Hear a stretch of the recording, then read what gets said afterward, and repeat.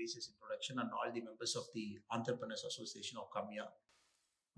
It is always better when we have an in-house dialogue and we are not criticizing anybody. The whole idea is to find solutions to problems that we are facing now and we will face in the future, because the society is in a flex. What worked 20 years before is not going to work in 2023, or what is working now is not going to work 10 years from now. We're very clear about that. So it always needs futuristic thinking, like you correctly said, a fundamental disruption, possibly a business process re-engineering, completely relooking at what is not working, having the courage to take it out, throw it out, and find things how it is working. Indian politics is in a very dichotomy state now. The bulk of the voters are young, but the people who represent them are old. If you take the age group 18 to 35, the first timers, second timers, and the possibly third timers who are voting now, it constitutes approximately about 50%, half of the Indian population who are voting. They are below correctly the 38 years of age. 18 to 38 is half of the Indian voter. But if you look at the average age of an MLA, it's the upwards of 50. MP is an upwards of 55. And everywhere you see, there is a severe disconnect between what the young generation thinks and what people sitting in parliament or people sitting in the assemblies or a councillor or a corporator who's trying to represent you, how do they think? So this is the big dichotomy in our politics. It's a very aspirational nation. The way I walk into a audience with politicians sitting, you sit there for 1 hour, and the way we think about society, about life is completely different. It is like two different rooms, two different groups of people. And I many a times wonder that there is no bridge between both the groups. This is completely a different group, completely a different group. So the championing change, I'm going to start from there. That it has to reflect the aspirations of the new India. People who are here, how do you look at life? And what do you think the government should do for you?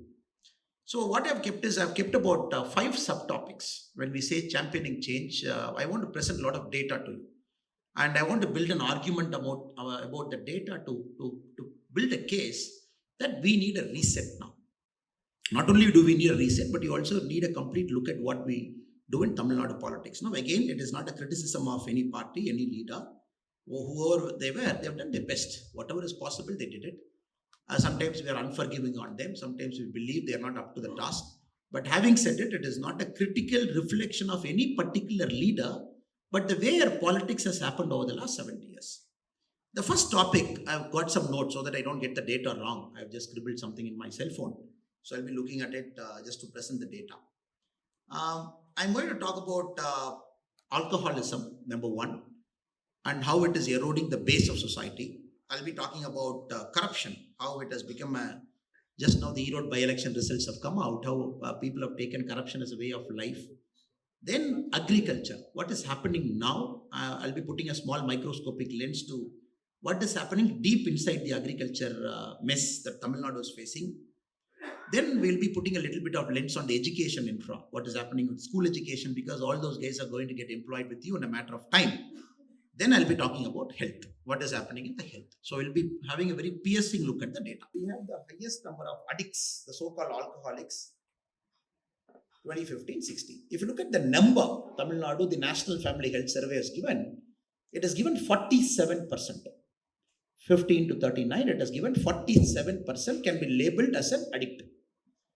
If I slightly get into Kerala, it is 37%, Karnataka is 29, Maharashtra 21, Gujarat 11, Rajasthan 16, Madhya Pradesh 30, Uttar Pradesh 22. Just to give you a map of how each states are, because you are going to get manpower, labor, and the next generation of entrepreneurs there. Bihar 29, Jharkhand 40, Bengal 29, Odisha 39, Andhra 35.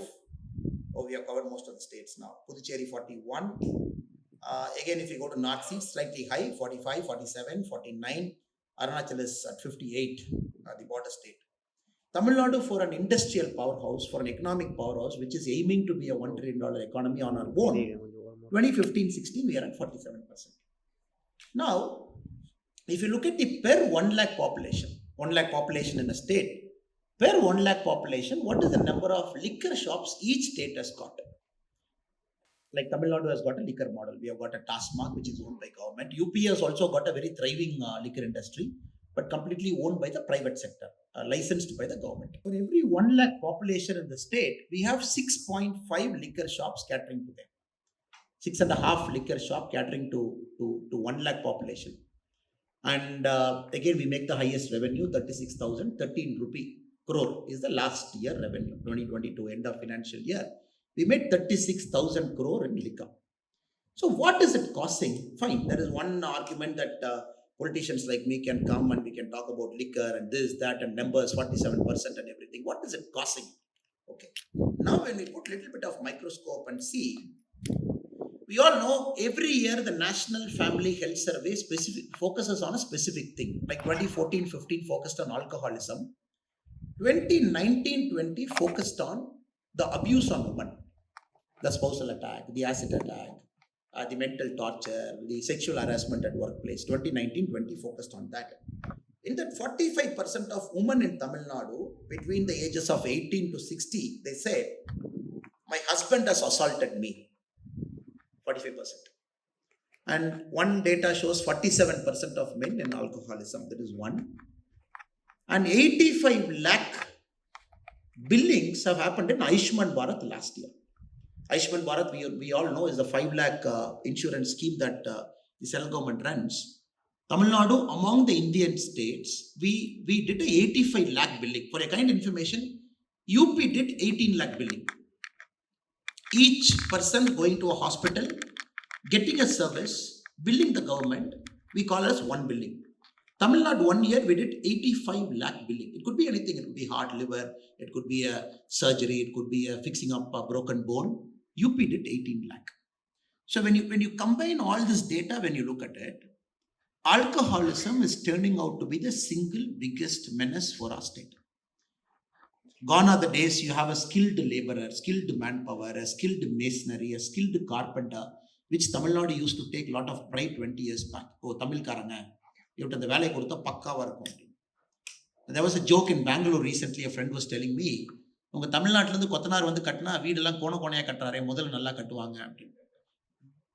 alcoholism has eroded into all the places, which requires that bit of attention at that point of time. That attention, a needling, a threading, a shop floor assembly, a fitting, a welding, which needs that very specific attention, which Tamil Nadu was having a huge competitive advantage to other parts of India. It is skilling. So we are losing that particular. So now, to fill that gap, we are bringing North Indian laborers there. It's a cause and effect cycle. So we're bringing North Indian laborers to textile markets in Tirupur because they say their quality of threading is fine. Their quality of buttoning is fine. Their quality of packaging, because I come from the same region. We have this conversation with the entrepreneurs there. At one side, the Tamil political party is talking about kicking out all North Indian laborers out. This is one political statement they keep making. Other side, today the Hotel Association of Tamil Nadu has written a letter to the Honorable Chief Minister that this dialogue against the North Indian is not great. If you send North Indians out, we cannot run our hotels in Tamil Nadu. Please somehow put an end to this nonsense. Now, the Hotel Industry of Tamil Nadu Association has come out with an open letter today. In a matter of months, the Textile Association is going to come out with an open letter. So these guys are coming and filling up a place which needs a bit of discipline, which needs a bit of attention, which needs a bit of quality-centric operation. This is one we are seeing. As simple as Tirupur, we can start from here, masonry. So you cannot build a great economy, we cannot build a great nation, we cannot do a reset unless we don't have quality manpower at the bottom who can do all the hard lifting things. Using that as a fulcrum, you build all the great things. You build a finance 2.0, you build an artificial intelligence next one, or a chat GPT model the next one. But everything to stand, this base is getting weakened. Uttar Pradesh. Yes, it's a fair comparison. Tamil Nadu made 36,000 crore last year in alcohol. Uttar Pradesh made 34,000 crore. So Uttar Pradesh is also a big state. Uttar Pradesh made about 34,000 crore for a population of 24 crore. We made 36,000 crore for a population of 8.4 crore. So 3.5 times more population. So they made lesser revenue in alcohol. Just to give you a basic idea of what is happening. So Modi ji has shown us it is possible to fix corruption in government. He has shown us. Because normally we all know government is so big, so it's like a behemoth. It's impossible to fix corruption. What did he say? The first thing he did is, look, let us all remove complaints. If half the complaints goes, half your problem is solved. I am not trying to be a superhero. Modi ji said, I am not trying to be a superhero, going and educating people like Gandhi and say, don't do this. I will instead fix the system where you will not have an opportunity to be corrupt. You are right person. You are a morally upright guy.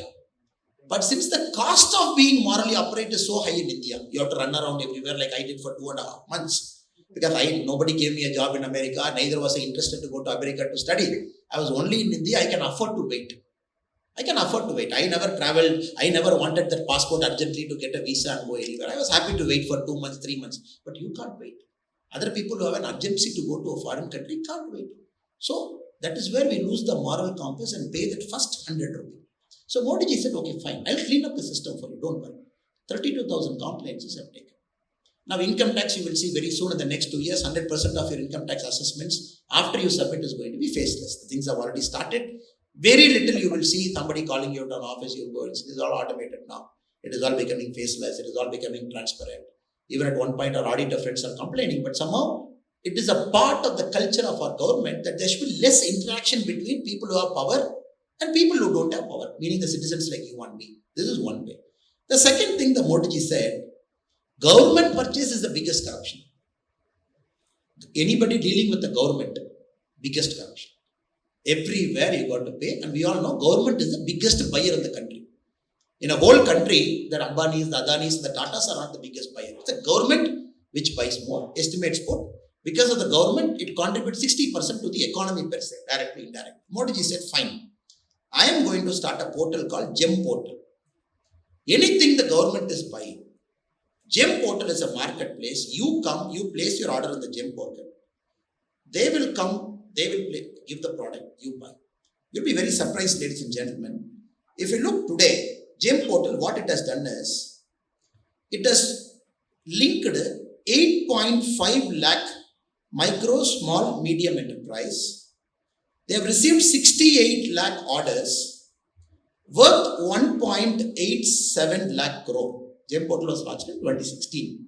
Meaning, first time a micro, small, medium guy is having an opportunity to pay money, sell his product, without bribing any middleman in between. If you look at it, among this 1.45 lakh women MSME has received 7.32 lakh order worth 15,900 crore. 43,000 SC/ST MSME have received 1.35 lakh crore order worth 2,500 crore. See, Modi ji is trying to do is trying to fix systems, which doesn't give us an opportunity. Government is buying from you, I am going to fix it. GEM portal, you cannot know the buyer, you will not know the seller. It's a marketplace which will give. In fact, Modi ji in one of his Man Ki Baat program, he very proudly said, the flask that I am keeping in my office, in my table, the Prime Minister's office table, that flask came from a self-help group in Dindikkal, Tamilnadu. My office wanted a flask, Modi ji's office, Prime Minister's office. We placed an order in GEM. We found a flask vendor in the GEM. We brought it from there. Later I found it is from Tamil Nadu state, a self-help woman from Dindikkal who put the flask there. There are miraculous stories like that. But it's trying to set an example that corruption can be eliminated. Second, zero tolerance for corruption as a country. What made Lee Kuan Yew of Singapore, the miracle man of Singapore, a small fishing hamlet, Singapore, very high level of corruption, somehow with an iron rule, he made it like an economic miracle. One, the government's zero tolerance for corruption. The two, government's zero tolerance for administrative corruption. The government's zero tolerance for anybody who is doing big corporate corruption. All three things he started fixing. It's a 15-year process, he fixed it. Now probably Singapore we all see as one of the most transparent. Now the civil servants can never be touched. I was a former civil servant. You can never touch them because they are the system. In like Kashmir Files movie, you have this very famous dialogue. You can be the government, but I am the system. So anybody can be the government. You can come for 5 years, enjoy and go, but I am the system. So nobody had the courage to touch them. How did you touch them?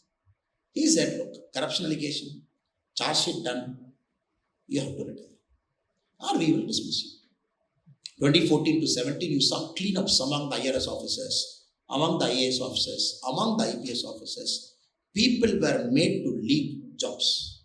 You see a pattern, how it was happening. It is slowly, it's a big country, sir, 135. crore people.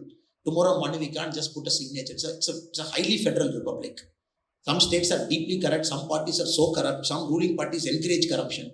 And you are the prime minister of a country. You have to fix systems in small ways, here, there. Then you build the overall structure. IRS got retired. IPS got retired. IAS got retired. So probably at the top level in civil service, there is a little fear. I'm not saying, oh, great fear. Civil service have got reformed completely. They are also human beings like you and me. So they are also part of society. But there is this fear that is put into them. God's fear that is put into them. You are corrupt. We catch you. You go to court on appeal. Then this process of charge sheet goes here and there between the government and you and the court. We will compulsorily retire you because there is a clause in the IPS rules, in the IAS Act, everything. So, one level. Next, corporate corruption. NPAs, non-performing assets. You look at the Videocons to ICICI banks to here and there. And in India, there is always this theory that big people go scot-free. And now the rule is, after we took power, and when many of the bank previous NPAs were being examined, especially 2004 to 14, who took loan, how did they take loan, what is their collateral, then 2-3 people scooted. You saw the Malayas and Nirav Shah, Nirav Modi, they got scooted because when the banks were encouraged to tighten, when many of the bank CMDs were forced to retire, not only it was happening for the top officers, even for the bank CMD it was happening. Anybody loan book not being kept proper. So, I would say it's a work in progress. It's happening. But for a state like Tamil Nadu, when you have to champion a change in corruption, you got to be ruthless. If you're not ruthless, it is not going to happen. So, of course, you will pay a price. Anybody who's ruthless in politics, ruthless in system, and a lot of people will come after you. But only way to fix corruption in Tamil Nadu, you got to be ruthless. Make almost all the services online. Birth certificate, please don't come. Wherever your child is born, in the hospital, apply online, give your digital signature certificate, 15 days it will come to your email, just collect it and go. Death certificate, please don't come. In India, these are the biggest things. Income certificate, please don't come. We will do via digital signature. Some states like Karnataka, Punjab, they are calling this as Sakala, Enforcement of Service Guarantee Act, meaning they are giving services to citizens saying you don't come apply online. But Tamil Nadu, hardly 2-3 services you get online. Every single service is offline. Mic license, to get a mic license, you want to enjoy music today, or probably Leela Palace wants to do an outdoor party today. Youngsters want to have a good time outside. You ask a Leela Palace manager how many licenses he has to get. I was a DCP Bangalore. I must have given 1,000 licenses in my life. The short term I was in Bangalore. You get a police license. Then you go and get a liquor license for this particular class. Then you go and get this. By the time these fellows will go everywhere, he will say, "Arey yaar, 10,000 rupee here, 10,000 rupee there." Then after 10 o'clock, you want to illegally operate the thing, pay another 25,000 to the local station. So because you haven't kept anything online. You have kept everything offline. You allowed a human interface between two human beings, one who has got power, one who doesn't have power. When this guy is mingle, boom, then it gives rise to corruption. You have to fix it slowly, steadily. It's a slow process. No country becomes non-corrupt overnight. It's a journey. We all have to take this collective journey as citizens, right from an auto driver, right from a bus conductor, right from a guy who's in an entertainment theme park who's standing in the gate, right from a corporate guy, right from a bank CMD. It's a collective journey. For that, education, awareness, fear, rule of law, punishment, certainty of punishment. Not I get caught today and 25 years till my grandson is there, I will fight the case in the court. Then my grandson will fight on my behalf. Certainty of punishment. So all those things have to be fixed. But I personally believe it is possible. It's a matter of time. Now the next PM said, all the government money I am giving you will be online. None of my money will be offline. Any money I am giving you will be online. Just PM 2 days back, 13th installment of PM Kisan, he pressed a button. He pressed one button.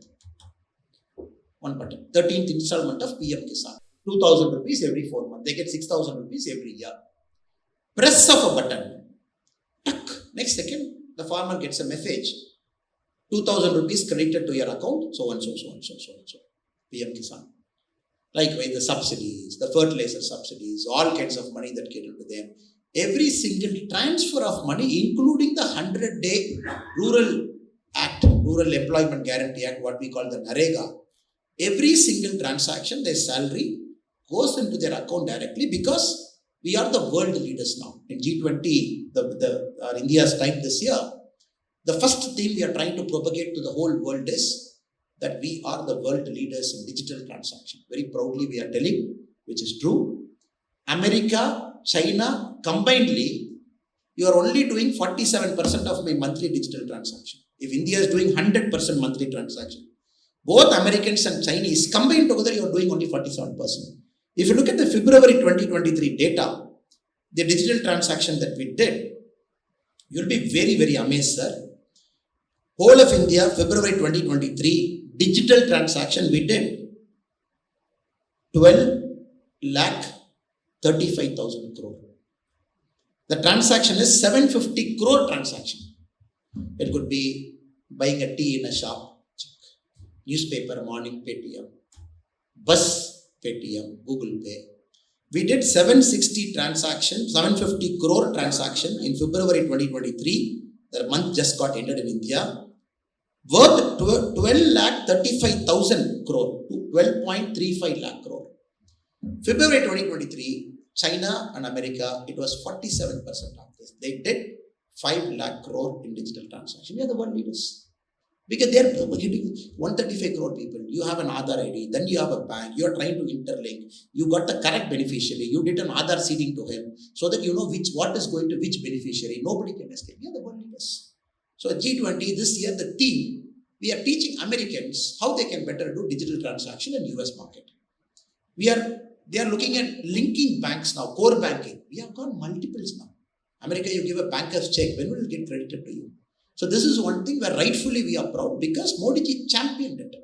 From 2014, he championed it because he believed this will not only bring corruption, this will empower a woman, this will empower a farmer, this will empower somebody whose life was under somebody's control, a moneylender's control, husband's control, a patwari's control, a tahsildar's control, or a panchayat leader's control. They were controlling this poor 100-day employment NREGA woman.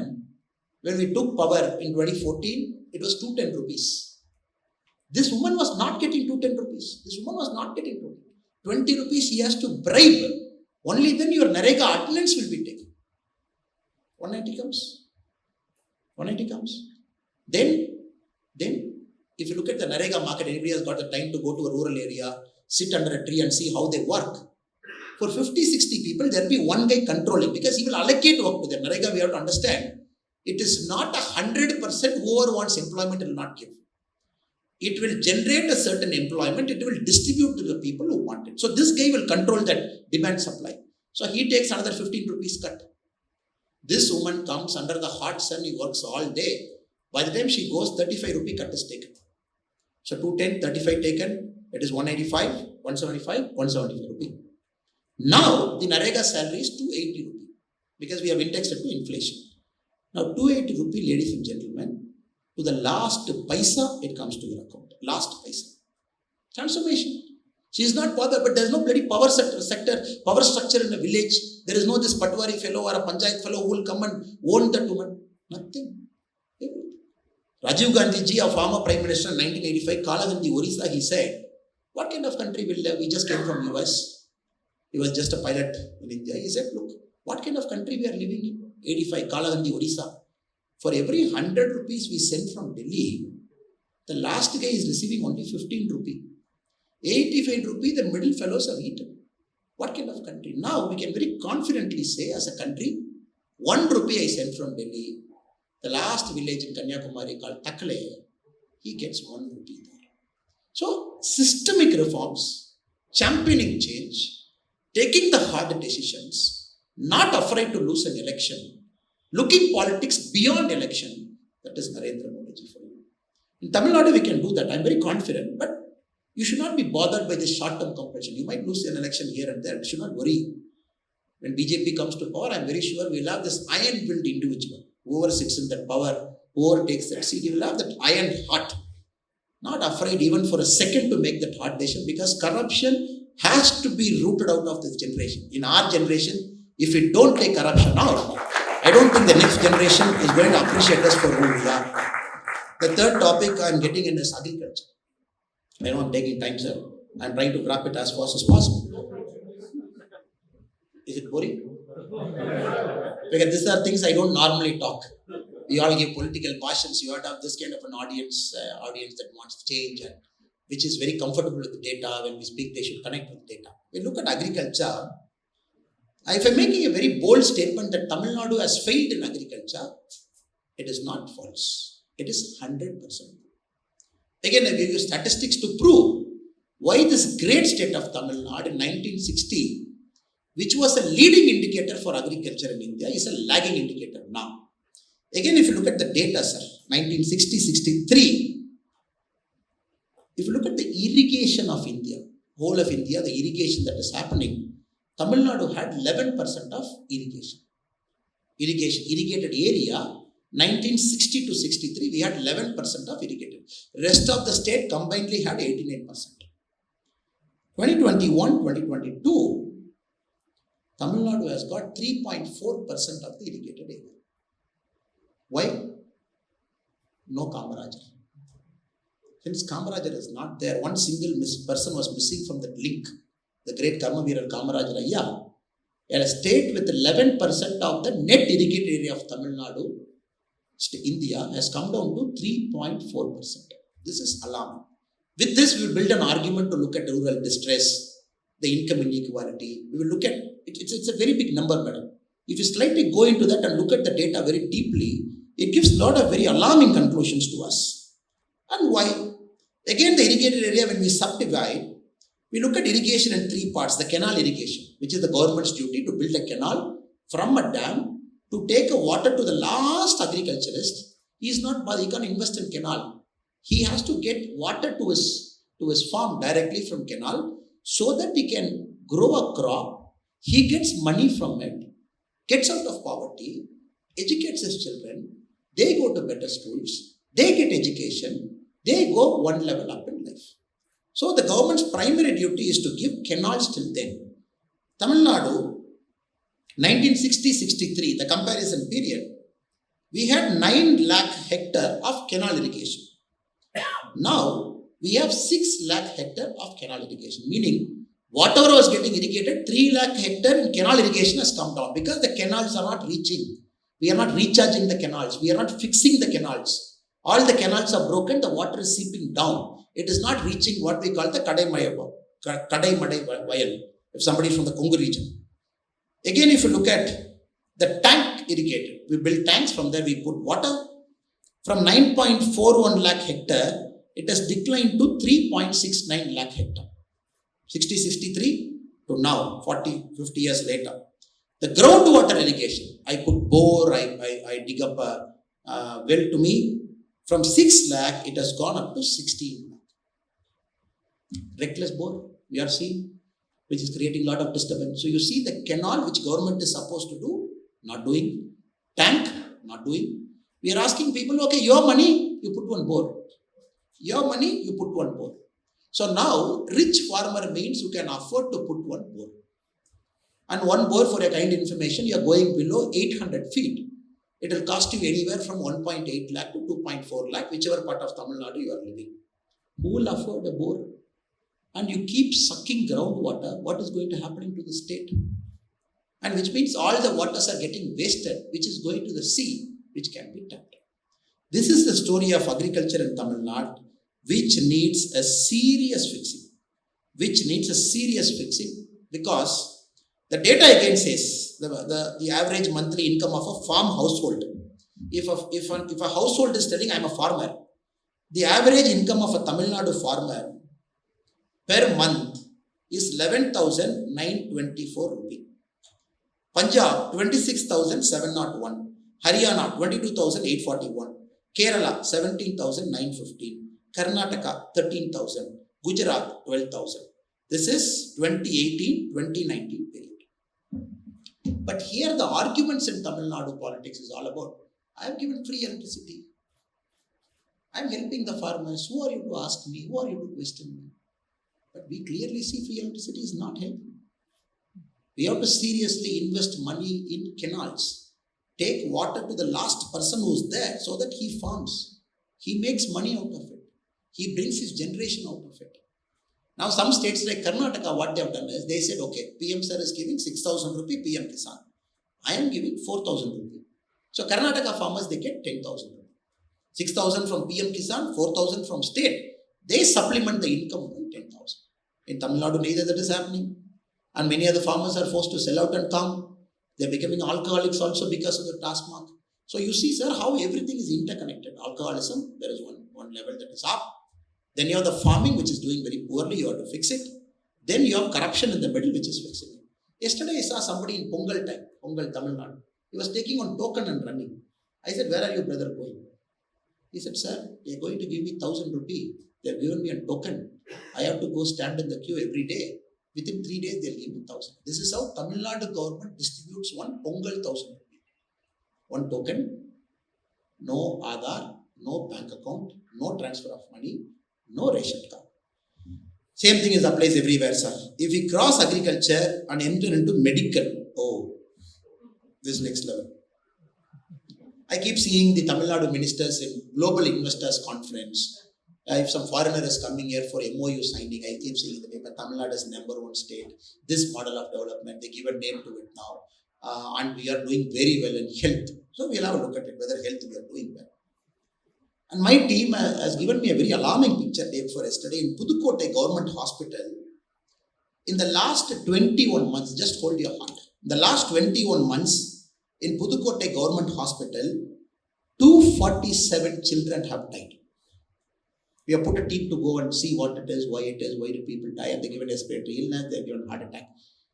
247 children born in Pudukkottai Government Hospital between April 1, 2021 to January 15, 2023, which is exactly 21 months, 247 children died. An average of 11 children per month. What are our media friends doing? What dress is Annamalai wearing? Annamalai has taken 2 idli, tomorrow 3 idli. What did this leader say about that leader? If you look at the news cycle for 24 hours, anybody has got the patience. I'm sure none of you have the patience here, but you have the patience and analyze the 24 cycle. Which actress is doing what movie is releasing next, who is earning how much. Stories. These are the stories that define who we are. From morning till night, these stories define our generation. Cricket, was the pitch okay, was the pitch bad? And 90% of India's population right now knows why did Australia captain Pat Cummins went home. Oh, his mother was ill. That is why Pat Cummins is not there. 90% of India's population. Because we consume story, that story is pushed to us. But nobody has pushed this story to me. In Pudukkottai Government Hospital, supposedly a state which claims that we are the best in health infra, 247 kids have died, which is about 11 kids per month. This is one data for you. Again, if you dig deep, go inside. In the Ayushman Bharat, which is mainly for providing health for secondary and tertiary care, Tamil Nadu last year we climbed, 2019 onwards, we climbed 85,95,773 hospital admission. This many people have used a government hospital or a private hospital, Ayushman Bharat. For a period 2019 to January 2023, 85 lakh hospital billing. Uttar Pradesh, which has got a population of thrice of Tamil Nadu, in the same period had 18,35,969 hospital admission. Something is alarming. People are going more to hospitals. Many people are going more to hospitals. That's a free scheme. Nobody is going to deny it. It's a proper metric comparator. Free scheme, all states equally applies. How much did UP go? How much did you go? If you look at it, there is some seriously problematic stuff that is happening in government hospital. We see only a building that is there, no healthcare inside. So all of us are pushed to private hospitals here. Tamil Nadu has got world-class private hospitals. 2 days back at the airport, I saw this Bangla Air manager. I saw that manager. He said he's the manager of Bangla Air. I said, okay, how many times the flight comes from Dhaka? He said 2 flights a day. From Dhaka, it lands in Chennai, goes back. 1 flight again comes from Dhaka and goes back. I said, why do they come? He said 80% come to 2 hospitals in Chennai for medical. They come, they get fixed. Maybe they spend 1 month or so medical tourism, then they go back. So the quality of private healthcare in Tamil Nadu is so good because the Tamil Nadu governments over the point of time happily kept the government hospitals poor, which forced you to go to a private hospital, which forced you to give revenue, which helped them to expand, which made your bank balance less, which made you to give larger proportion of your savings to health. And right now we are a deeply crisis health state. Tamil people, two things we are very fond of: big weddings, fat weddings, more money. Second, hospital bills. So this government is supposed to fix. We are doing. It needs a serious retooling, serious fixing, and we have to do a lot of things here. I don't have anything against the private hospitals. I admire them for the quality of healthcare they do. They operate on their own. They don't bribe anybody. They don't go and ask anybody to come to their hospital. They give a standard of service. We are going. I completely blame the system because you are allowing somebody to not get treated for a basic secondary health care. You are pushing them to big fancy hospitals. We are not doing our duty as a state because they are paying the tax. Even for a simple cesarean. Other day I found the health minister taking a lot of pride. The cesarean is coming down. Cesarean is coming down by 3%, 4%. I'm not getting into the data, sir. Again, Tamil Nadu has got the highest number of cesareans per 100 women who is giving birth in South India. We will not get into the data for some other time. Today we are just having an overlook at what is happening. Seriously crumbling, failing health infra in government. Since Govindji is looking at me sideways, I have to finish it in 5 minutes and go into the next one. Now, education. The best is education. The best is education. And Tamil Nadu takes a lot of pride in our mother tongue. Rightly so. Anybody should take pride in their mother tongue. Anybody who's here, who speaks Hindi, who speaks Bengali, who speaks Gujarati, who speaks Tamil, it is only right that we take a lot of pride in our mother tongue. All mother tongues are great, fantastic. Recently, Stanford came out with a study. The Institute for Competitiveness, Stanford, it came out as a study. It reviewed 86,000 students across 10,000 schools in India. Recent study, you must have seen in paper. 10,000 schools, 86,000 students. One thing they measured: proficiency in mother language, mother tongue, proficiency, global proficiency. They kept a global benchmark. You know who came last?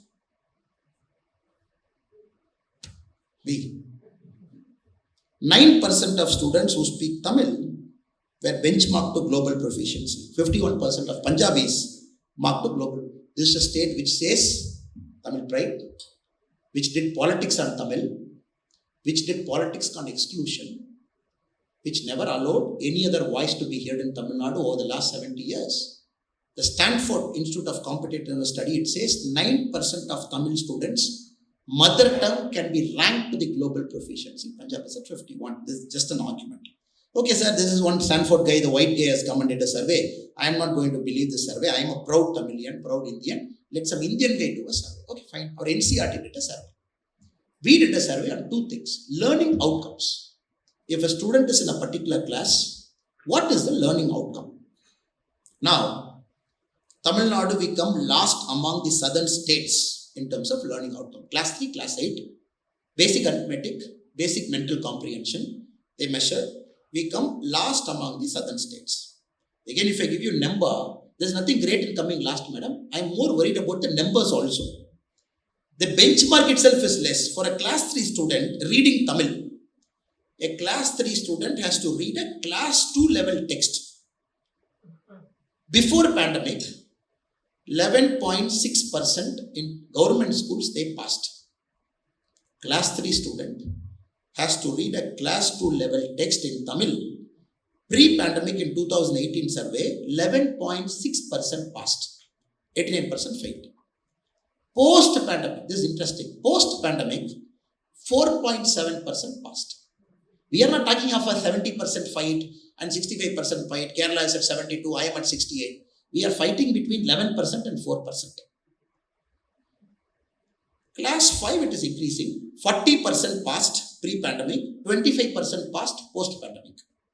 Class 8, 73% passed. So class 8 is not reading class 7. Class 8 is reading class 2nd. This survey, class 2 is benchmark. Class 2, level Tamil text, class 3 can read, class 5 can read, class 8 can read. Suddenly I saw somebody happy, Appa, class 8 we didn't read. 73% of students, they passed a class 2 level text studying in class 8. Pre-pandemic. 62% post-pandemic. Next is arithmetic, basic maths. Basic maths is addition, subtraction, multiplication, 3 things, division, 4 things. Again, we divided that into subtraction. Class 3, how many can subtract? Pre-pandemic, 25% can subtract. 75 can't subtract. Post-pandemic, 11% can subtract, 89 can't subtract. Class 5, they gave division. 25.6% can divide pre-pandemic because we are good in division. Post-pandemic, 14% can divide. Then class 8, again division given to them. 50% can divide, 44% can divide post-pandemic. Then they measured who can read English sentence. Class 5, 37%. Pre-pandemic, post-pandemic 24.5, class 8 58.8, post-pandemic 57.8. This is very deeply disturbing. Deeply disturbing because the government schools somehow we have taken for granted. I remember when I stood in elections, there was an association for government school teachers. He was canvassing against me. One day I saw this guy. He comes from an organization called Jacto Geo. I said, brother, you come here. We'll have a cup of coffee. I don't have anything against you. You don't have anything against me. I'm here to somehow reform. I'm doing my politics, going and appealing to people to vote for me. Why are you campaigning against me? He said, sir, if you come to power, you will increase the workload of teachers. What is this? And we don't want this new pension scheme. We want the old pension scheme. You are supporting new pension scheme. I'm against you. That is a debatable point. Over a cup of coffee, we can sit down and talk about the merits of it. But the first point, you will increase the burden of teacher. Rightly so. Now you can link the NEET result. Why politicians are afraid of NEET. Why NEET is a bogey. 10 years back, in the All India Civil Service, when Tamilnadu had 22%. Meaning for a 850 admission, we used to have 114, 117, 120 admission in IAS, IPS. We are between 30 to 40. We are struggling to pass a CSAT level in civil service. Because thanks to the quality of education, where a certain people will go to election polling booth as presiding officer, you don't want to harass them. Who sits in polling officer, presiding officers at polling booth? Teachers. And no government wants to take panga with the teacher. And everything collapsed. Then the school education minister very proudly says, I am not able to improve the quality of schools because what can I do? 92% of my budget goes into giving salary only. I have only 8% of budget left with me. How can I improve schools? How can I build buildings? That is why Tamil Nadu, you see the school buildings falling and kids die. Now my first part is over, sir. The second part is an alarming part, which I'll take 5 minutes before I get to sit in that chair. I was having a walk in Benares recently. We were going for a walk with a professor from the Benares Hindu University 2 months back. And I am a very proud Tamilian. Whatever you say, I am a proud Indian, proud Tamilian. I will not leave my heritage like most of you here. I will not leave my mother tongue. Of course, I will not leave my country. These 3 things are very important to me. And we are having a banter. I said, how is UP doing, sir? Yogi ji, bulldozer, how is it happening? He said, Arey yaar, okay, we'll have an argument. I said, okay, sir. He said, have you heard of the Napoleon Bonaparte's quote about China? I said, I haven't heard. You tell me the quote. He said, Napoleon Bonaparte, many years back, he said, please don't wake up China. If China wakes up, the world will tremble. Till China is sleeping, we all can do world trade, we can do divide and rule in Africa, we can do everything. Moment these buggers who are sleeping from 6th century after the Ming dynasty, if they wake him up, we are in trouble. So China was comfortably allowed to sleep. Such a big country, such a rich cultural civilization country. Then somebody woke up China, by Mao Zedong in 1950, he wanted to experiment something. Mao Zedong wanted to experiment something in cultural revolution. Then Mao Zedong later. When China suddenly woke up, we are seeing the results of China now. 1960, 70, 80, 90, 2000, what is happening? Then the professor told me, actually, you should not have allowed UP to open up. You have allowed UP to open up, brother. Now you will face it. UP sleeping was an advantage for southern state. UP sleeping was an advantage. No government, 1 year this CM, second year that CM. Somebody will demolish a building next CM. Okay. Then what happened? One Yogi ji happened. One Modi ji happened in Delhi. Then this guy came. He said, "Arey yaar, you give me one majority, I'll fix." Modi ji said, "You give me one majority, I'll fix UP." Then Modi ji made Yogi ji as CM. First he fixed law and order. He said, anybody touching, not only will you lose a hand, you will lose a house also. Bulldozers will come and everybody is like, "Arey yaar, even if the court is slow, my house will go next day. I am not touching." All the gang fellows and all, he came, he said, "I am not going to shoot, I am not going to kill, please I surrender." This is the first 5 years. Once he fixed up the law and order, then the miracle started happening. You'll be very surprised, Govindanji. Which state had the highest number of startups last year? Startups registered in a startup portal. Maharashtra had the highest number. Which state had the second number of highest startups registered in startup portal? Uttar Pradesh. Tamilnadu is number 4. Suddenly this 24 crore people are woken up. Suddenly empowerment, freedom. Women can walk at 8:30, 9:30, 10:30 in the night after finishing a night shift and come back to home. Suddenly the gross enrollment ratio for a higher study, which Tamil Nadu was leading at 52%, UP was at 16-17%. Suddenly Yogi ji is pushing it to 30. Next year it will go to 40. In 5 years it will go down to 50. 24.5 crore population getting educated, getting empowered, going to engineering schools, medical colleges, happening breakneck development.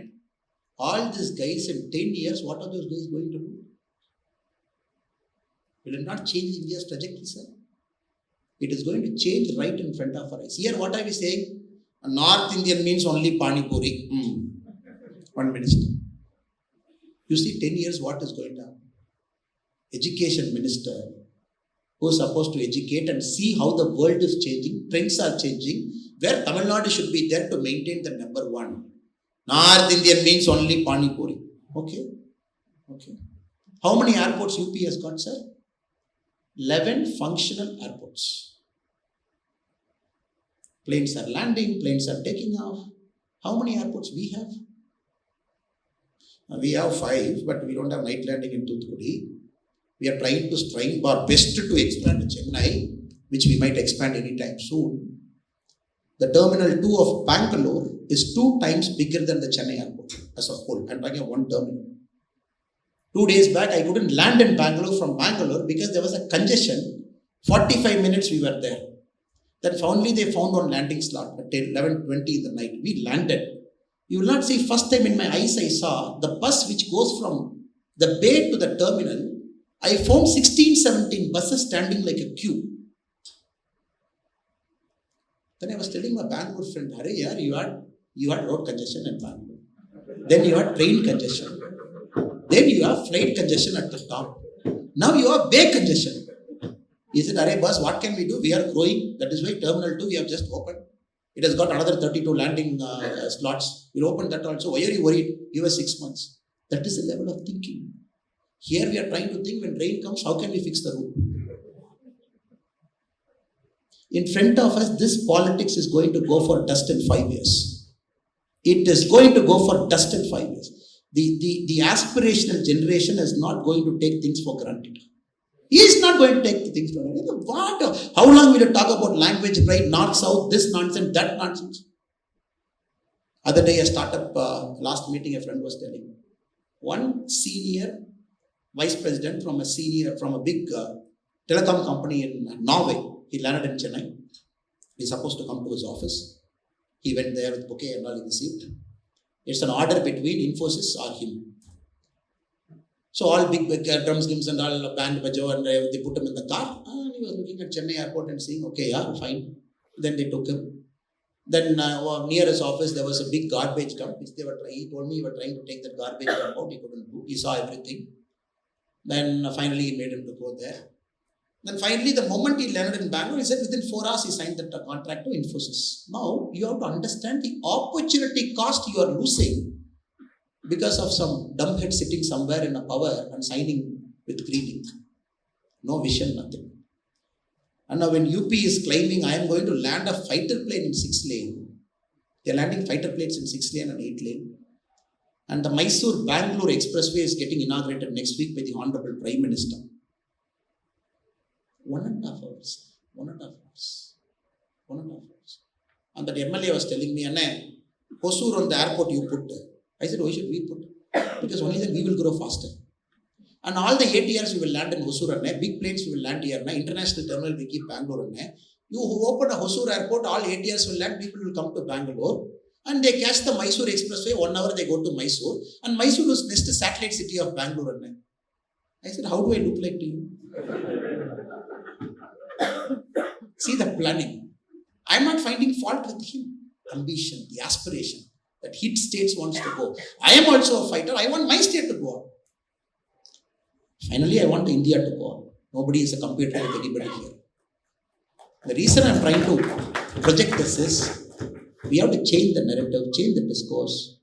Corruption, infra, health, education, investments. I am not getting into this only. And there was this fight between governor and CM. You must have seen recently in paper. Then the one government minister was telling that CM governor should have read whatever we have written there. One press person friend was asking me, why is he shouting? What governor did not read? I said, you have to ask the governor. But after 2 days, since the original text came, then we could understand what was the original text and what governor did not read. And these guys have written, Tamilnadu is #1 in investment destination.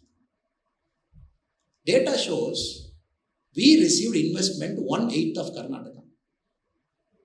In fact, Bangalore received 3 times more investment, 5 times more investment than what Tamil Nadu received in India. How will the governor do?